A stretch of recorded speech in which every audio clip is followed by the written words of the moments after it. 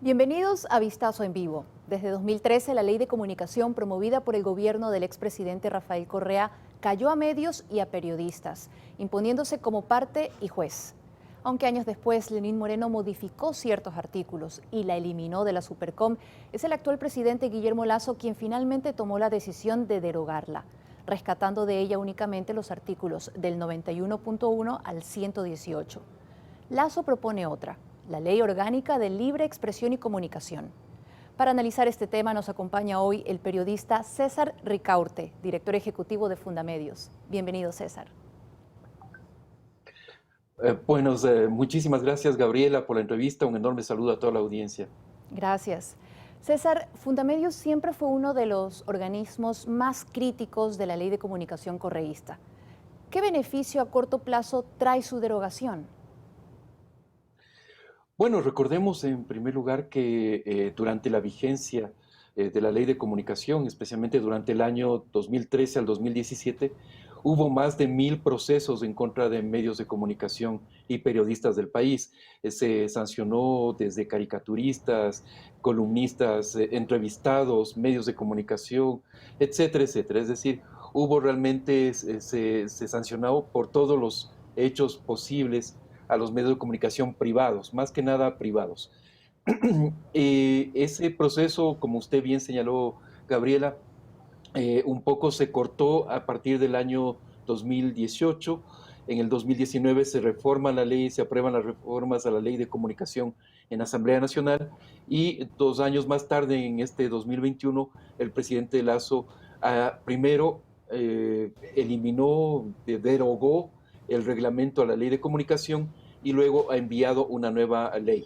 Una nueva ley que está caracterizada, lo que queremos rescatar de este cuerpo legal, es que hay un espíritu totalmente distinto. Hay un espíritu de garantía, protección, promoción del derecho a la libertad de expresión, de garantía del trabajo periodístico, lo cual es todo lo opuesto de lo que sucedió con la ley de comunicación de Rafael Correa, ¿no? Que era una ley restrictiva, represiva, una ley que lo que intentaba era imponer controles estatales en todos los aspectos de la comunicación y en todos los contenidos de los medios de comunicación. Entonces, lo que primero hay que valorar es ese sentido de que esta ley va en otra vía, va en otro camino, va en la línea más bien de la garantía de la libertad de expresión. Ahora, creemos que ya en contenidos, si quiere vamos a comenzar a analizarlo, ¿no es cierto? Hay aspectos interesantes, pero hay otros aspectos que se podrían mejorar ya en la discusión Sobre parlamentaria. esos aspectos, César, que se podrían mejorar, la nueva ley solo habla, por ejemplo, del derecho a la réplica. Específicamente dice que toda persona que haya sido directamente mencionada a través de un medio de comunicación de forma que afecte sus derechos, honra o reputación, tiene derecho a que este medio publique o brinde acceso para que se realice su respuesta o réplica. Jurídicamente, esta ley no da cabida al derecho de rectificación.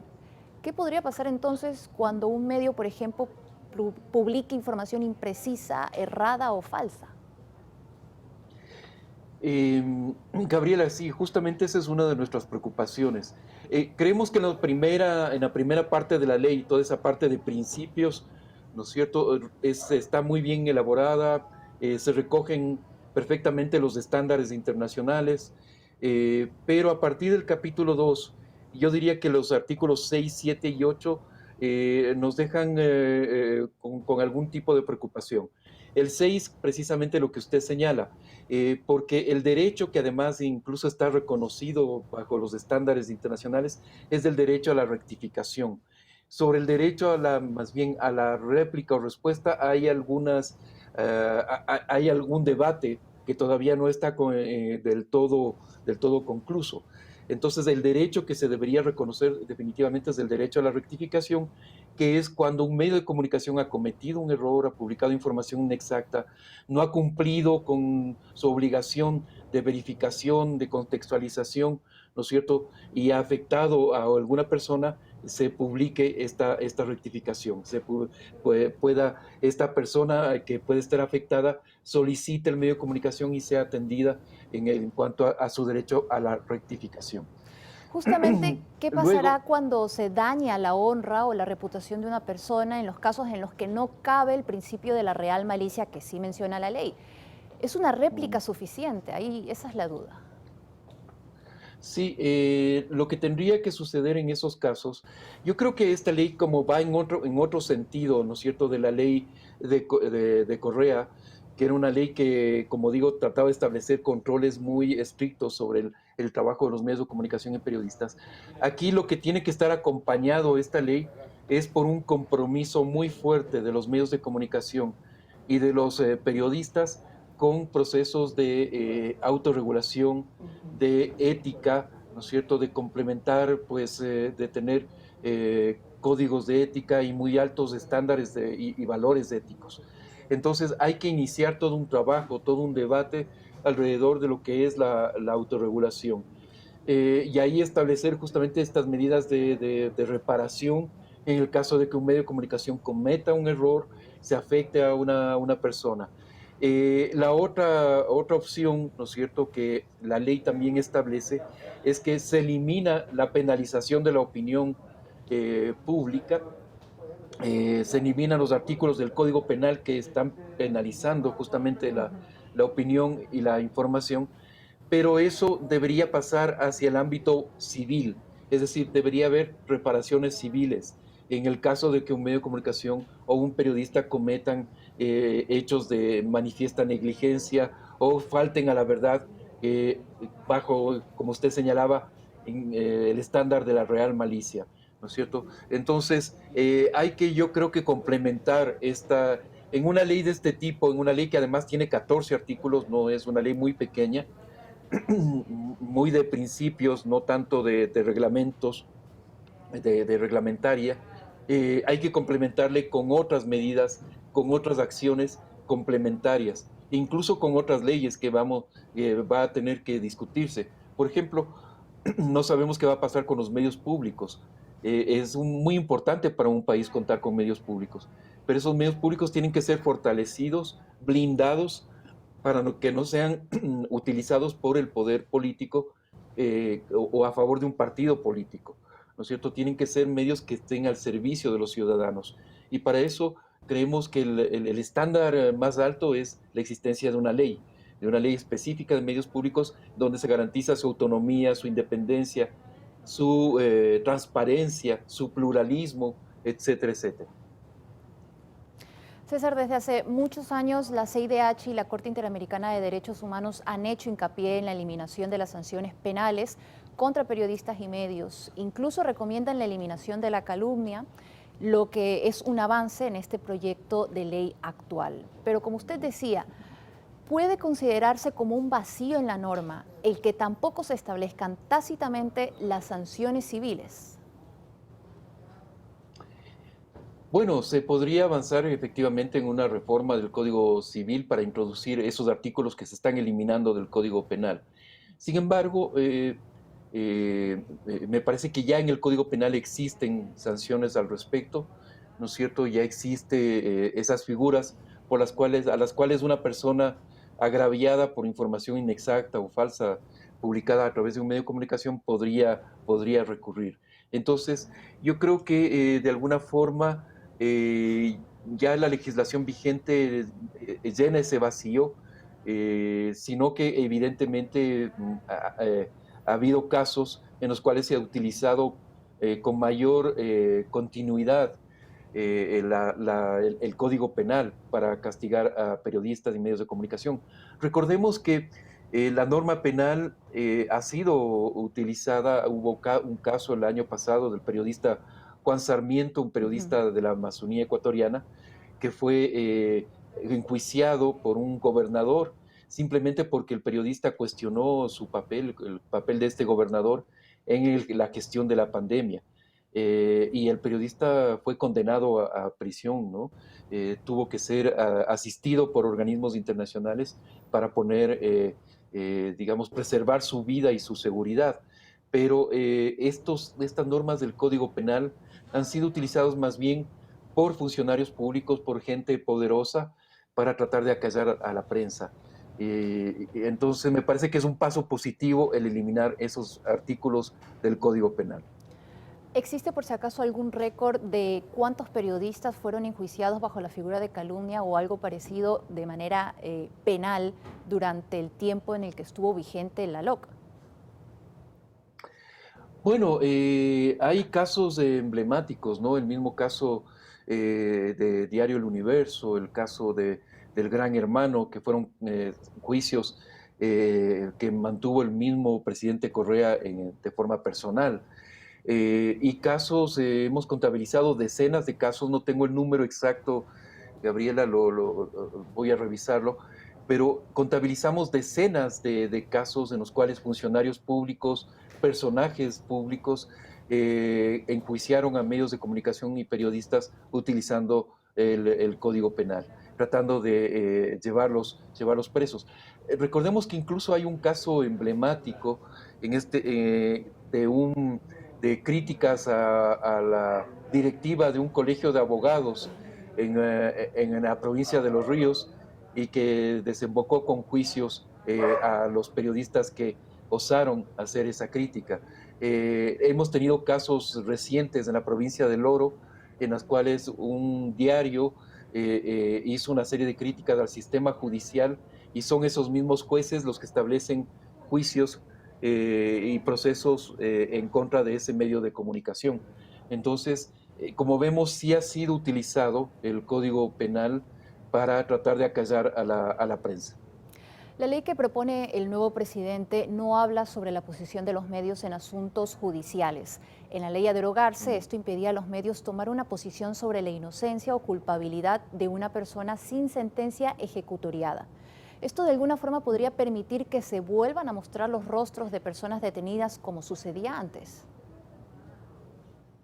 Sí, efectivamente, no, en la nueva ley no se establece ninguna regulación al respecto.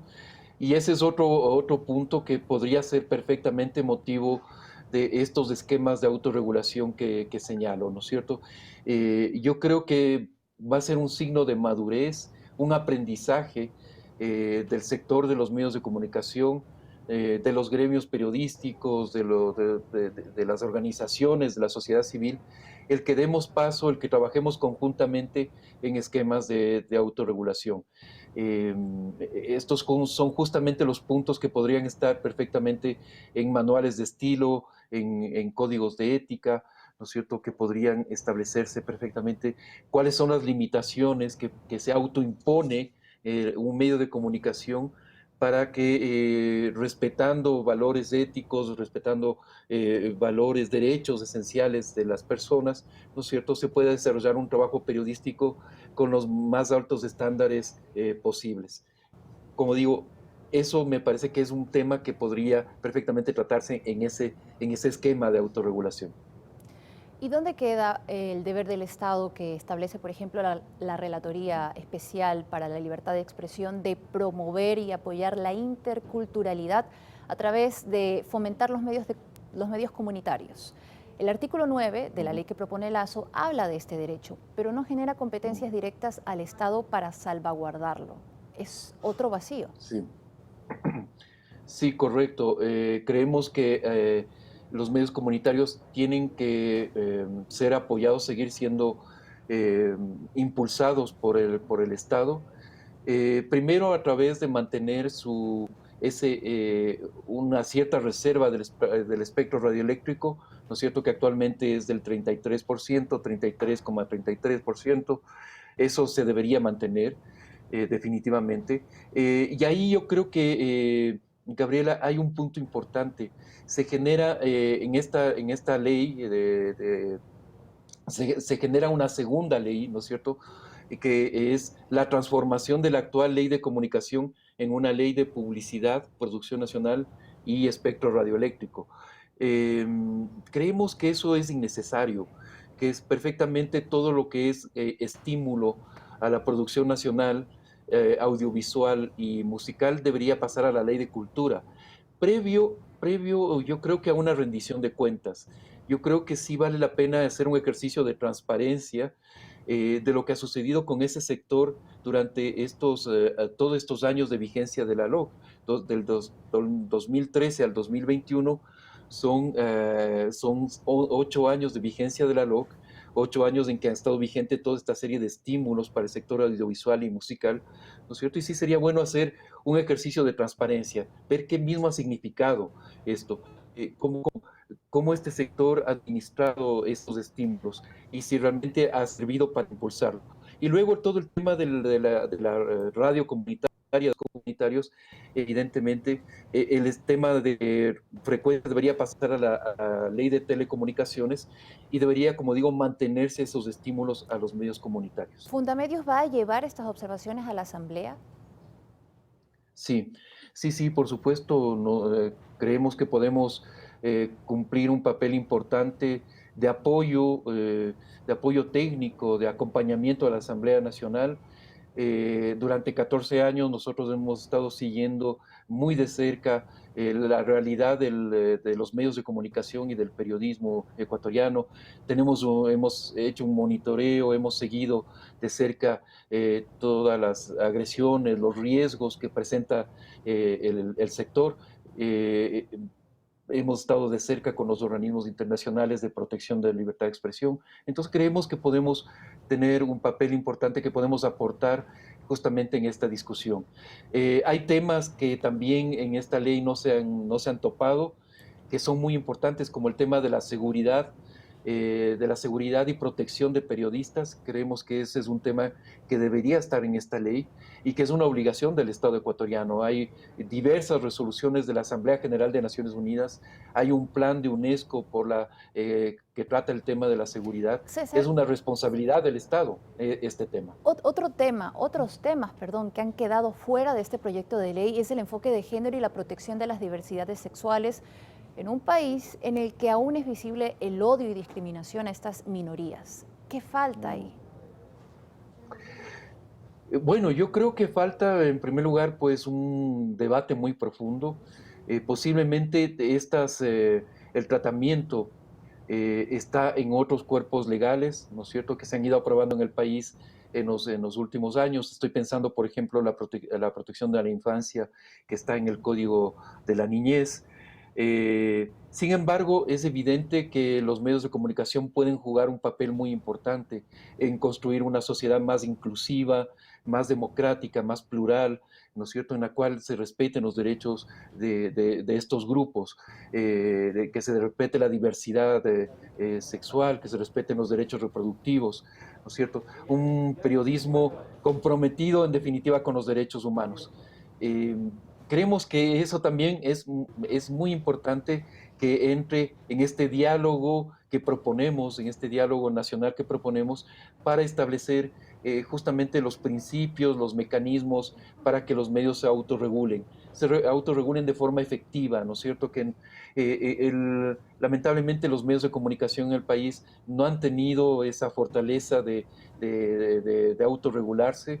De alguna forma, la ley de comunicación en el 2013 vino a sellar ese debate al establecer la intervención directa del Estado, hizo que los medios de comunicación pues ya no intentaran hicieran este esfuerzo de autorregulación, pero es importante retomar esos puntos y señalar que no todo tiene que pasar por regulación del Estado, que puede haber procesos en los cuales voluntariamente los medios de comunicación establezcan principios y mecanismos efectivos para responder a la ciudadanía, para responder a una realidad de una sociedad, como digo, más democrática, más inclusiva, más diversa, donde se respeten los derechos humanos y los derechos de las personas.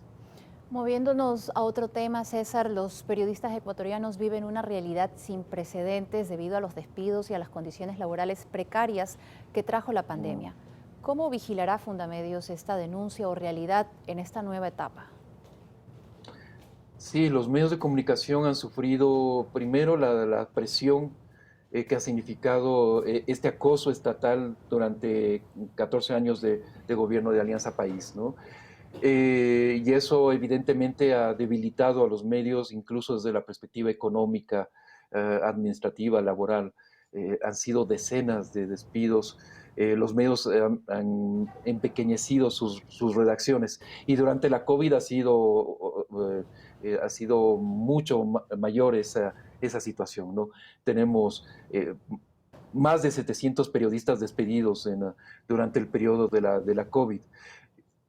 Creemos que ahí se podría, y lo que se ha pedido en un primer momento es que se estudie, se analice la posibilidad de incentivos para el sector de la comunicación. Y creemos que esos incentivos pueden ir en la medida en que se apoyen los emprendimientos, por ejemplo, de nuevos justamente de periodistas que han perdido sus empleos, ¿no es cierto? Y que están creando nuevos medios de comunicación, más que nada en el espacio digital. Entonces, esos emprendimientos deberían ser apoyados con, por ejemplo, que haya exenciones de impuestos para la importación de nuevos equipos, ¿no es cierto?, para los insumos que se necesita para el desarrollo de estos nuevos medios de comunicación. Y por supuesto, podría también considerarse medidas para los medios de comunicación tradicionales, por ejemplo, el tema del papel, que ya durante el gobierno de Correa se lo retiró, se impuso más bien el impuesto al IVA en el papel. Eso podría revisarse perfectamente. Finalmente, ¿harán seguimiento al anuncio de venta de los medios públicos que prácticamente quebraron en los últimos años? Y si es así, ¿cómo lo harán? Fundamedios. Ahí yo creo que hay que hacer una diferenciación. Los medios incautados tienen que ser definitivamente vendidos y creemos que en esta ley se podía haber introducido una transitoria justamente estableciendo la obligación del Estado de vender esos medios de comunicación. Y los medios públicos como tal, ¿no es cierto? Los medios que tienen que estar al servicio del público, esos medios tendrían que ser fortalecidos. Además, considerando que hay una realidad en el sentido de que en medios públicos no solamente son aquellos que están en manos del gobierno central, sino que hay muchos medios públicos de carácter público que tienen ese nombre, ese membrete, que han sido desarrollados por gobiernos locales, pero que también tienen que ser sometidos a principios de autonomía, independencia, pluralismo, transparencia, ¿no es cierto? Tienen que ser manejados de una forma distinta. No pueden ser medios al servicio de partidos políticos o de la autoridad en el poder. Tienen que ser medios al servicio de los ciudadanos. Y eso creemos que podría estar perfectamente en una ley de medios públicos. Muchas gracias, César, por haber respondido a nuestras dudas. Con todo gusto, Gabriela, un placer conversar con usted y un saludo a toda la audiencia. Y gracias también a todos los que se conectaron a este vistazo en vivo. Hasta la próxima emisión.